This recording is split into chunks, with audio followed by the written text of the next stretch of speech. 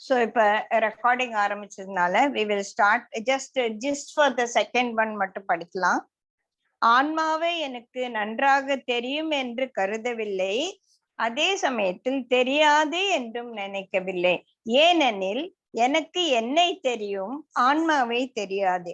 அதே சமயம் தெரியாது என்று சொல்லவும் முடியாது என்று யார் நம்மில் நினைக்கிறார்களோ அவனே ஆன்மாவை அறிந்தவன் ஆகிறான். சீடன் என்ன சொல்றான்? எனக்கு நன்னா தெரியும் அப்படின்னு சொன்னா, குரு என்ன சொல்றா? இல்ல உனக்கு தெரிஞ்சது ரொம்ப கொஞ்சம்தான் அப்படின்னு சொல்ற. இப்ப இந்த ஆன்மீக பாதையில போகும்போது இப்ப நம்மளாம் கேனோபனிஷத் படிச்சுட்டோம் அப்படின்றதுனால ஆன்மாவை பத்தி எனக்கு தெரியும்னா okay right, I will always declare that I know everything about ஆன்மா அப்படின்னு நம்ம சொல்லும் போது that becomes a sort of ஒரு நம்மளே ஒரு கொம்பு முளைச்ச மாதிரி நினைச்சுப்போம் இல்லையா? அந்த மாதிரி போகும்போது என்ன ஆகுதுன்னா, இதெல்லாம் நம்மளை காலை பிடிச்சு இழுக்கக்கூடிய விஷயங்கள். இதுதான் குருமண்டலத்தை பார்த்து நம்ம போகும்போது இந்த மாதிரி வெளியில இருக்க பெரிஃபரல் இதெல்லாம் எனக்கு இது ரொம்ப வருஷத்துக்கு முன்னால குருஜி சொன்னது. நான் அதை ஒரு பிக்சரைசேஷன் பண்ணி வச்சிருக்கேன். அந்த மாதிரி கான்சென்ட்ரிக் சர்க்கிள்ஸ் நிறைய இருக்கு. ஒவ்வொன்னா தாண்டி போறோம், ஒவ்வொரு நிலையையும் தாண்டி போறோம். நான் முதல்ல குருன்னா என்னன்னு தெரிஞ்சுக்கிறேன், அந்த குரு தத்துவம்னா என்னன்னு புரிஞ்சுக்கிறேன், அந்த குரு தத்துவத்தை நோக்கி எப்படி போறதுன்னு புரிஞ்சுக்கிறேன். அப்புறமா ரொம்ப கஷ்டப்பட்டு அந்த ஃபைனல் லெவல்லையும் தாண்டி நான் குருவை அப்ரோச் பண்றேன்.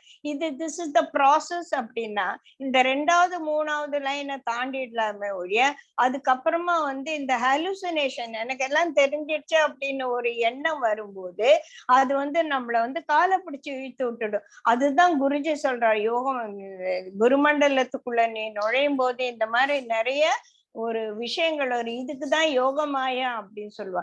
இந்த யோகமாயாவை கடக்கிறது ரொம்ப நம்ம பாகவதத்துல பார்த்தோம் இல்லையா, மாயா எவ்வளவு கஷ்டமானதுன்னு.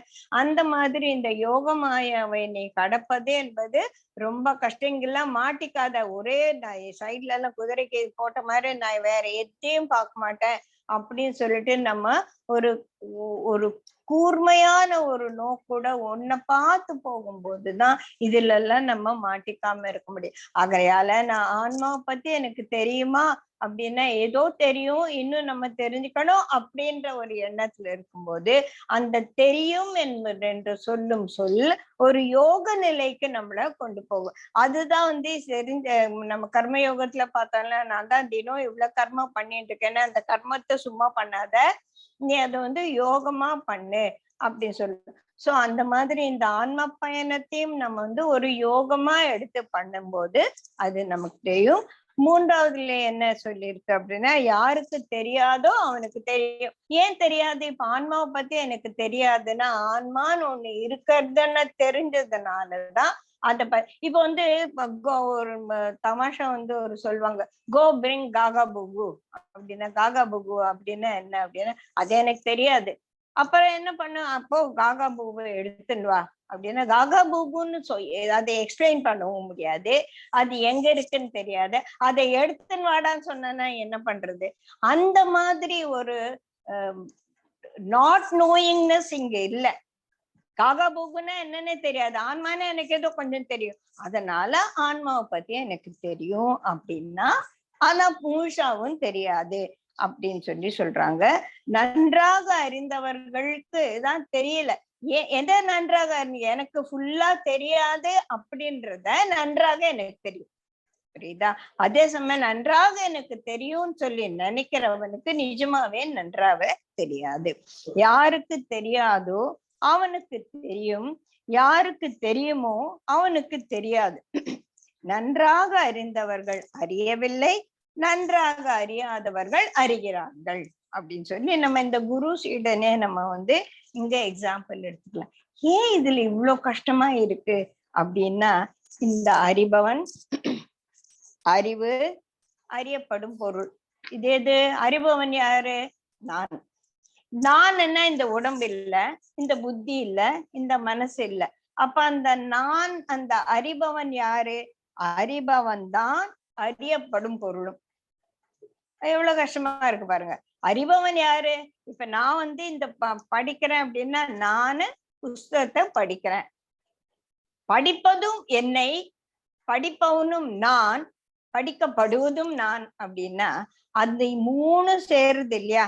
அதாவது அறிபவன், அறிவு, அறியப்படும் பொருள், இது 3 ஒன்னா சேர்ந்து காணாம போயிடுது. இதெல்லாம் மறைஞ்சு போயிடுது. இப்ப அறிபவனும் அறியப்படும் பொருளும் ஒண்ணுன்னா ஏதோ ஒண்ணு காணாம போயிடுச்சு இல்லையா? புரியுதுங்களா? அறிபவன், அறிவு, அறியப்படும் பொருள். எதை அறியிற? அந்த அறிவு. எது அது? அதுதான் அறியப்படும் பொருள். யார் அறிஞ்சுக்கிறான்? அவன் தான் அறியப்படும் பொருள். புரியுதுங்களா? ஆன்மாவை தான் நான் தெரிஞ்சுக்கணும். ஆன்மாவை தான் இந்த தெரிஞ்சுக்கணும்ன்ற ஒரு முயற்சியில இறங்கி இருக்கு. இறங்கி என்ன பண்ண போறது? ஆன்மாவை தெரிஞ்சுக்க போறோம். சோ இந்த 3மா சேர்ந்து ஒண்ணுமில்லாம போகக்கூடிய இடத்துல இருக்கிறது தான் அந்த ஆன்மா அப்படிங்கிறாங்க. என்னடா இது இவ்வளவு பெரிய கஷ்டமா இருக்கே, இதெல்லாம் நீ கவலைப்படாத, உன்னை நான் கையை பிடிச்சு கூட்டிட்டு போறேன் அப்படின்னு சொல்லி குருவன் சொல்றான். அடுத்தது இந்த இறைமை, ஆன்மா, பிரம்மம் எல்லாமே என்னை விட்டு it's not apart from me. நான் பிரம்மத்தில் தான் நான் இருக்கேன். I cannot become independent of பிரம்மம். ஏன்னா பிரம்மத்தை தவிர்த்து எதுவுமே இல்லை. சோ அப்ப நான் அந்த இறைமையும் நான் தான், அந்த ஆன்மாவும் எனக்குள்ளதான் இருக்கு, நானும் அந்த பிரம்மம் தான் அப்படின்னு நல்லா தெரிஞ்சுட்டோம்னா நான் அதன் ஒரு பகுதி அப்படின்னு சிரிக்கும் போது என் புலன்களையும் மனம் புத்தி ஆகிய அந்த கரணங்களையும் இயக்கும் சக்தி எனக்குள் தான் இருக்கிறது என்று தெரியும். அதனால்தான் நான் சொல்றேன் எனக்கு தெரியும் அப்படின்னு. ஆனா அத பத்தி நான் இன்னும் ஒரு உணர்வு பூர்வமா தெரிஞ்சுக்கல. அதனால எனக்கு தெரியும். இப்ப நமக்கு இருக்கிறது உடலு, மனம், புத்தி, அந்த கரணங்கள், அதுக்கு மேல ஒரு ஆன்மா. இதுல இந்த மனம், உடல் இருக்கக்கூடிய புலன்கள், மனம், புத்தி, இதுக்கு எதுக்குமே உணர்வு கிடையாது. இதுல உணர்வு பூர்ணமானது ஒன்னே ஒண்ணுதான், அதுதான் ஆன்மா. சோ உணர்வு பூர்ணமா தெரிஞ்சுக்கிறதுக்கு அந்த உணர்வு பூர்வமான விஷயத்தில் உணர்வு பூர்வமா நம்ம ஆழ்ந்து போகும்போதுதான் அது நமக்கு தெரியும். இதனால்தான் இது கஷ்டம். இது ரொம்ப கஷ்டம், வேணா நான் போறேன் அப்படின்னு சொல்ல முடியாது. ஏன்னா இத எப்படியும் ஒரு ஜென்மத்துல நம்ம தெரிஞ்சுக்கணும். அதுதான் அடுத்த 4வது ஸ்லோகத்தை சொல்ல போற. நீ இப்பவே தெரிஞ்சுக்கலான்னு நீ பெரிய நஷ்டம் அடைஞ்சிட்ட அப்படின்னு சொல்லி சொல்ற. அடுத்தது ஆன்ம அனுபூதி ஏற்பட வேணும் அப்படின்னு நம்மளாம் இறங்கிட்டோம் இல்லையா? சோ எங்க இருந்து ஆரம்பிக்கிறது? தெரிஞ்சதுல இருந்தா ஆரம்பிக்கணும். நான் என்னோட வீட்டுல இருந்து ஆரம்பிக்கணும். சரி, எனக்கு என்ன தெரியும்? எனக்கு பூஜை பண்ண தெரியும். சிலருக்கு ஸ்லோகம் சொல்ல தெரியும். சிலருக்கு கோயிலுக்கு போயிட்டு காலையில எழுந்த உடனே 8 மணிக்கு கோயிலுக்கு போயிட்டு வரணும் அப்படின்னு ஒரு விஷயம் இருக்கும். எனக்கு 8 மணிக்குள்ள எழுந்து குளிச்சுட்டு நைவேத்தியம் பண்ணணும்னு தெரியும்.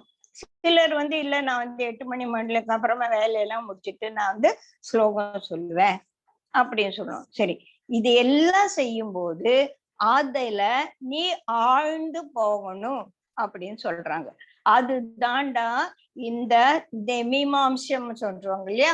நீ உனக்கு தெரிஞ்ச தெய்வங்களிலிருந்து நீ அத கறக்கணும், அதுல இருந்து நீ பிடிக்கணும். சரி, எப்படி பிடிக்கிறது?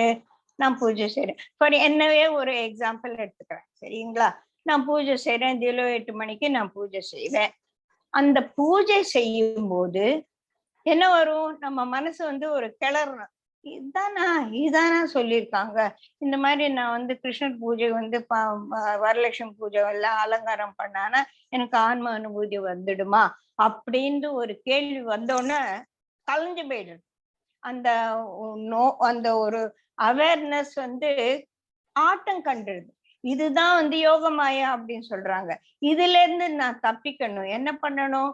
நான் செய்யறேன், இதுதான் எனக்கு குரு காட்டின வழி, நான் இதை செய்யறேன் அப்படின்னு சொல்லி செய்யணும். இப்போ இத செய்ய நான் 8 மணிக்குள்ள நான் பூஜை செய்வேன்றத ஒரு நியமமா நான் வச்சுட்டு இருக்கேன். Okay, right. இப்போ நிறைய பேர் வீட்டுக்கு வராங்க. நான் ஸ்லோகம் சொல்லிட்டு தான் சாப்பிடுவேன் அப்படின்னா எல்லாரும் உட்கார்ந்து இருக்காங்க, எனக்காக வெயிட் பண்ணிட்டு இருக்காங்க. அப்ப நான் ஸ்லோகம் சொன்னா அந்த ஸ்லோகத்துல என் மனசு எவ்வளவு தூரம் ஆழ்ந்து போகும். போகலாம். சிலருக்கு வந்து எத்தனை பேர் காத்துட்டு இருந்தாலும் நான் சொல்ற ஸ்லோகம் தாண்டா எனக்கு முக்கியம் அப்படின்னு அங்க என்னோட மனநிலை என்ன அப்படின்னு சொல்லிட்டு நான் யோசிக்கணும். யாருமே ஸ்லோகம் சொல்ல எல்லாம் கொட்டிக்கிறதுக்கு உட்கார்ந்து இருக்காங்க, நான் தான் வந்து ஸ்லோகம் சொல்றேன் அப்படின்னும் போது நமக்கு ஒரு டொங்குன்னு ஒரு கொம்பு வரும். Then it only feeds my ego. இங்க ஆன்ம அனுபூதியே கிடையாது. என்னோட ஈகோ, என்னோட அகங்காரத்துக்கு தான் நான் தீனி போடுறேன். அதே வந்து ஐயோ எல்லாரும் உட்கார்ந்து இருக்காங்க, எல்லாருக்காக நம்ம வந்து அவங்களெல்லாம் நமக்காக வெயிட் பண்ண வைக்க கூடாது அப்படின்னு சொல்லும் போது நான் வந்து என்னோட பூஜையையோ என்னோட ஸ்லோகம் சொல்றது அவமதிக்கிறதா கிடையாது. ஐ am crossing that barricade and going beyond that. பூஜை ஸ்லோகம் சொன்னாதான் எனக்கு பக்தி அப்படின்னு சொல்லிட்டு யாருக்கு நிரூபிக்க போறேன்? நான் என்னோட பக்திய யாருக்கும் நிரூபிக்க வேண்டிய அவசியமே இல்லை. ஐயா அப்புறம் ஒரு 4 நாள் கழிச்சு ஜெயஸ்ரீ வீட்டுக்கு போனால அவங்க ஊர்ல ஸ்லோகம் சொல்றேன், பூஜை பண்றேன்னு படிச்சு எடுப்பாப்பா, பேசாம நம்ம சாப்பிட்டுட்டு அப்புறமா அவ வீட்டுக்கு போலாம் அப்படின்ற ஒரு எண்ணம் வந்துடும் இல்லையா? அப்படி இருக்கும்போது என்னோட ஸ்லோகத்தாலையும் என்னோட பூஜையாலையும் என்ன ஒரு பெரிய பயன் இருக்க போறது? ஒரு அளவும் கிடையாது இல்லையா? சோ இதுதான் வந்து நம்ம செய்யக்கூடிய செயல்ல நம்ம ஆழ்ந்து போகணும். இதே நான் வந்து எல்லாருக்கும் பரிமாறும் போது நான் அதுல மனப்பூர்வமா ஈடுபட்டு அதையே நான் ஒரு தியானமா பண்ணலாம்ல. அதே ஒரு அன்பின் பால் பட்டு அதை பண்ணலாம். பண்ணும்போது சுவாமி என்ன கோச்சிட்டு நீ எனக்கு சுலோகம் சொல்லல, நீ கொடுத்த நெய்வேத்தியத்தை நான் துப்ப போறேன் நான் சொல்ல போறது அந்த மாதிரிலாம் ஒண்ணும் கிடையாது. சோ இது மாதிரி ஒவ்வொரு செயல்லையும் நம்ம ஆழ்ந்து போகணும். மந்திரம் சொல்லும் போது எவ்வளவு தூரம் 108 தடவை சொன்னேன்றது பிரயோஜனம் கிடையாது. 10 தடவையிலே கூட நம்ம வந்து ஆழ்ந்து போகலாம். அந்த ஆழ்ந்து போகிறதுக்கு எவ்வளவு வேணுமோ அவ்வளவுதான் முக்கியம். அந்த ஆழ்ந்து போற அந்த ஒரு செகண்ட் மட்டும்தான் நமக்கு முக்கியமே தவிர நான் 108 தடவை சொல்லிட்டு தான் சாப்பிடுவேன் அப்படின்ற நியமம் எல்லாம் வச்சுக்க வேண்டிய அவசியம். இப்ப என்ன மாதிரி இருந்தானா நான் வந்து என்னமோ எத்தனை மணி நேரம் வேணா நான் பூஜை பண்ணலாம், என்ன வேணா பண்ணிக்கலாம். அதே குடும்பத்துல இருக்கக்கூடிய இந்த ருக்மணி பிரபாவத்தி எல்லாம் பண்ணா பிரபாவத்தி உததான் வாங்குவா. அந்த மாதிரி இல்லாம சோ எங்க அதனாலதான் நம்மளோட வாழ்க்கை முறையிலேயே பிரம்மச்சரியம், சம்சாரம், வானப்பிரசம் அப்படின்னு சொல்லிட்டு சந்நியாசம் எவ்வளவு சீக்கிரம் நம்ம வந்து இந்த சம்சார வர்ணாசிரமத்துல இருந்து விடுபட்டு சந்நியாச வர்ணாசிரமத்துக்கு போறோமோ அது எவ்வளவு தூரம் இருக்குன்னு தெரியாது. நான் 60 வயசு ஆச்சு எனக்கு நான் சன்னியாச இதுக்கு போறேன் அப்படின்னு சொல்லிட்டு 65லயே செத்து போயிட்டேன்னா 5 வருஷம் தான் எனக்கு கிடைக்கிறது இல்லையா? சோ எவ்வளவு சீக்கிரம் நம்ம அதுக்குள்ள போக முடியுமோ அவ்வளவு சீக்கிரம் போயிட்டு அதை ஒவ்வொன்னையும் நம்ம ஆழ்ந்து பண்ணணும் அப்படின்னு தான் இங்க சொல்றாங்க. அந்த யோகமாக பண்ணும்போது அந்த இடத்துல இருந்து நம்ம ஆரம்பிக்கலாம். ஆனா இதெல்லாம் ரொம்ப கஷ்டமா இருக்கே அப்படின்னா அந்த கஷ்டமா இருக்கிறதுக்கு காரணமே அந்த யோகமாய வந்து நம்ம காலை பிடிச்சி இழுக்கிறதுனாலதான். நம்மளோட மனசு அந்த அனலைஸ் பண்ண ஆரம்பிக்கும். நம்மளோட ஈகோ வந்து அதுல தலையிட்டு அது வந்து நமக்கு ஒரு கொம்பு முளைக்க வைக்கும். இதையெல்லாம் தாண்டி போறதுதான் அந்த குடுமண்டலத்துக்குள்ள இருக்கக்கூடிய ஒரு கடினமான ஒரு நிலைகள். இதையெல்லாம் நம்ம தாண்டிதான் போகணும். ஏன் தாண்ட போனோம்? அப்ப நீ அந்த ஆத்மாவில ஆழ்ந்து போகும்போது ஆத்மனோ விந்ததே வீரியம், உனக்கு ஒரு சக்தி வரும். அந்த சக்தியை பற்றி அடுத்த ஸ்லோகத்துல பார்க்கலாம். 4வது ஸ்லோகம். பிரதிபோத விதித்தம் மதம் அமிர்த தத்துவம். அமிர்த தத்துவம் விந்தைஹி. பிரதிபோத உணர்வின் ஒவ்வொரு நிலையிலும் ஆழ்ந்து போகும்போது அந்த அறிபவன் என்பவன் வீழ்ச்சிக்கிறான் அப்படின்ற கருத்து அது அவனை மரணமில்லா அமிர்தம் தத்துவம், அந்த அமிர்த தத்துவத்துக்கு விந்தைகி அவன் கட்டாயம் போய்தான் சேருவான். யாரு? இந்த உணர்வின் மூலமா ஒவ்வொரு விஷயத்தையும் செய்யும் போது ஆழ்ந்து செய்யும் போது அவன் கட்டாயம் வந்து அந்த மரணமில்லா ஒரு நிலையை அடைவான் அப்படின்னு நமக்கு வந்து ஒரு ப்ராமிஸ் கொடுக்குறாங்க. ஏன் அப்படின்னா ஆத்மனோ வீரியம் விந்ததே, அந்த ஆத்மாவுல நீ வாழ்ந்து போகும்போது உனக்கு ஒரு சக்தி கிடைக்கும், ஒரு ஆற்றல் கிடைக்கும். அதுதான் ஆத்மா ஆற்றல். அது உடலால அடையக்கூடிய ஒரு சக்தியை மீறியது அப்படின்னு சொல்றோம். வித்யா அமிர்தம் விந்ததே, அந்த ஞானத்தால உனக்கு மரணமற்ற ஒரு நிலையை அடையலாம். என்ன சொல்லியிருக்கு? ஒவ்வொரு நிலையிலும் இதை அறிபவன் மரணமில்லா பெருநிலையை நிச்சயமாக அடைவான். அப்போ அந்த ஆத்மாவிலிருந்து அவனுக்கு ஒரு பெரிய சக்தி கிடைக்கும். அந்த ஞானத்தால அவன் மரணமில்லா ஒரு நிலையை அடைவான்.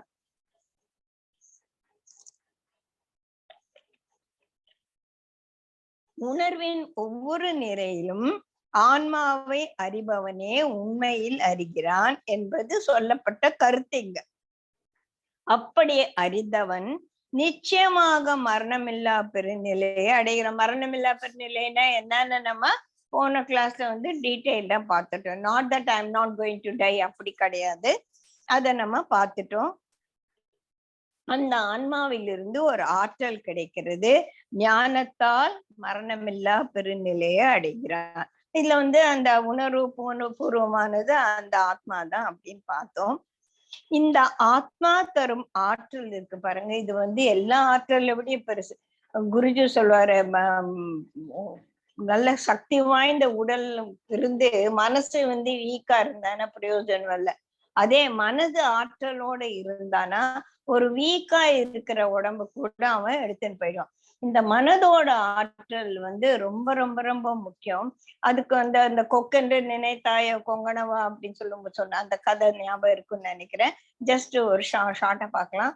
ஒரு பெரிய ஒரு முனிவர் இருக்கார்.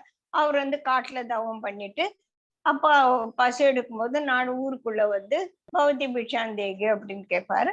அப்ப அங்க இருக்கக்கூடிய சம்சாரிகள் எல்லாம் அவங்களுக்கு சம்சாரிகளோட 5 கடமைகளை, முக்கியமான கடமை இந்த சன்னியாசிகளை பாத்துக்கிறது தான். சோ இந்த மாதிரி அவர் தினம் வருவாரு. ஒரு தடவை என்ன ஆகுதுன்னா, அந்த அம்மா பவதி பிட்சாந்தேகி அப்படின்னு சொல்லிட்டு வாசல்ல என்னன்னு சொன்ன உடனே அந்த அம்மா வெளியில சாப்பாடு கொடுக்கறது இல்லை. ஏன்னா அவர் அதான் பவதி பிட்சாந்தேகின்னு கேட்ட உடனே சாப்பாடு கொடுக்கறதுன்ற அவங்க தனக்கு வச்சுட்ட ஒரு நியதி. ஆனா அன்னைக்குன்னு பார்த்தா அவங்க மாமனார் மாமியார் லேட்டா சாப்பிட்டாங்களோ, அவங்களுக்கு சாப்பாடு கொடுக்கறது இதை விட முக்கியமானது அப்படின்னு நினைச்சிட்டு இருக்கும்போது இவருக்கு கோவம் வந்துடுது. நான் பவதி பிட்சாந்தேகின்னு சொல்லி கூட நீ ஒண்ணும் பண்ணல அப்படின்னு சொல்லிட்டு அவங்க கோவம் இவர் என்ன பண்றாருன்னா, இவர் கொஞ்சம் கோவி இந்த வனாந்தரத்துல அவர் ரொம்ப டீப்பா தியானம் பண்ணிட்டு இருக்கும்போது அந்த மரத்து மேல ஒரு கொக்கு இருக்கு. அந்த கொக்கு அவர் தலையில எச்சமிடுறது. இவருக்கு ரொம்ப கோவம் வச்சு அதை பார்த்து முறைச்சு அதை எரிச்சு விட்டுறாரு. இங்க உடனே இந்த அம்மா கிட்ட பவதி பிட்சாந்தேகின்ன உடனே அவருக்கு கோவம் வருது. அந்த அம்மா உள்ள இந்த கொக்கென்று நினைத்தாயோ கொங்கணவா, நீ என்ன கொக்குக எரிச்ச மாதிரி என்ன நீ எரிக்க முடியாது அப்படின்னு சொல்ற. எப்படி இவங்க மட்டும் இப்படி இருக்குன்னா, அந்த மனத்தில் இருக்கக்கூடிய அந்த ஆற்றல், அவங்க இஸ் எ லேடி, அவங்களுக்கு அவ்வளவு உடல் சக்தி கிடையாது. இருந்தாலும் அந்த மனத்தின் உள்ள ஆற்றலால அங்க ஃபாரஸ்ட்ல என்ன நடந்ததோ அது அவங்களுக்கு தெரியுது. நீ என்ன கொக்குவை எரிச்ச மாதிரி எல்லாம் என்னை எரிக்க முடியாது. அப்போ அவருக்கு ரொம்ப ஆச்சரியம் போயிடுது. எப்படி நீ இந்த மாதிரி சொல்ற, உனக்கு எப்படி தெரியும் அப்படின்னா, போய் அங்க நாட்டுக்குள்ள போ, அங்க ஒரு புச்சர் இருக்கான். அந்த புச்சர் கிட்ட போய் நீ கேளு, அவனுக்கு ஒரு ஞானம் கொடுப்பான், அவனுக்கு ஞானமே பத்தாது அப்படின்னா. அப்ப அந்த புச்சர் கிட்ட போய் கேட்கறதுதான் வியாத கீதா அப்படின்னு சொல்லிட்டு ரொம்ப பிரமாதமான விஷயம். புச்சருக்கு எப்படி ஒரு ஞானம் அப்படின்னா, அவன் மாமிசத்தை வெட்டி விற்கக்கூடியவனா இருந்தாலும் அந்த மாமிசத்தை வெட்டி விற்கக்கூடிய ஒரு வேலையை யோகமா செய்யறான். அந்த யோகமாக அது மாதிரி நம்ம பூஜை செய்யக்கூடியது, நம்ம என்ன வழிபாடுகள் ஆலயம் போறதோ எது இருந்தாலும் அது அந்த யோகமாக செய்யும் போது அது நமக்கு ஆன்ம ஆற்றலை தரும் அப்படின்னு சொல்றதுதான் இந்த நாம கத்துக்க வேண்டிய ஒரு விஷயம். இங்க சோ இந்த உடல் வலிமையை விட மனோ வலிமை எப்படி சிறந்ததுன்னா, உடல் வலிமையால நம்ம வந்து இந்த வாழ்க்கைக்கு வேண்டிய வசதிகளை நம்ம சம்பாதிக்க முடியுமே தவிர, ஆனா ஆன்ம ஆற்றல் என்பது வந்து நம்மள மிகவும் உயரமான இடத்துக்கு எடுத்து போகும் அப்படின்னு சொல்லிட்டு நம்ம இங்க புரிஞ்சுக்கிறோம். 5வது ஸ்லோகம், கடைசி ஸ்லோகம் இதுதான். இக அவேத்தி சேத்து சத்தியம் அஸ்தி.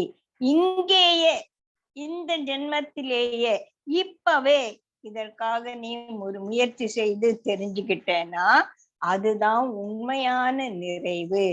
சத்தியம் அஸ்தி. ஒருவேளை இக ந அவேத்தி சேத்து மகதே வினஷ்டி, நீ இந்த ஜென்மத்திலே இப்பவே இதற்காக முயற்சி செய்து நீ புரிஞ்சுக்கலன்னா மகதே வினஷ்டி, பெரும் நஷ்டம். நீ ஒரு ஜென்மாவை சுத்தமா வேஸ்ட் பண்ணிட்ட, மாபெரும் இழப்பு. இங்கேயே இப்பொழுதே அறியப்படுமானால் உண்மையான நிறைவு உண்டாகிறது. இங்கேயே அறியப்படாமல் போனால் மாபெரும் இழப்பு.